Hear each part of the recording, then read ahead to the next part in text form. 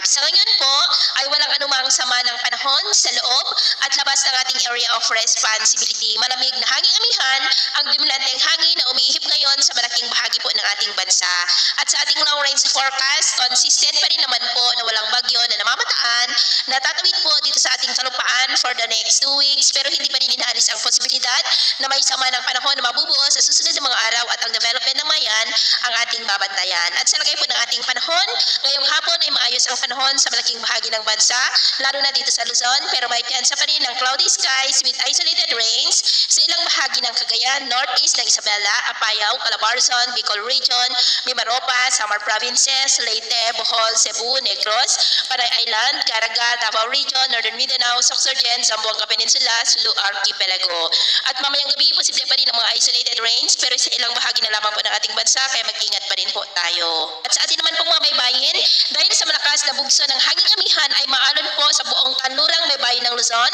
buong silangan ng baybayin ng Luzon at Eastern Samar Seaboard, Northern Cagayan Seaboard, Babuyan Island Seaboard at Batanes Seaboard ng mga alon dyan ay posible po na aabot hanggang sa 1.5 to 4.5 meters height. Kaya hanggat maaari po ay iwasan na muna natin ang papalaot dyan sa mga may kulay pula para mas makaiwas sa mga sakunang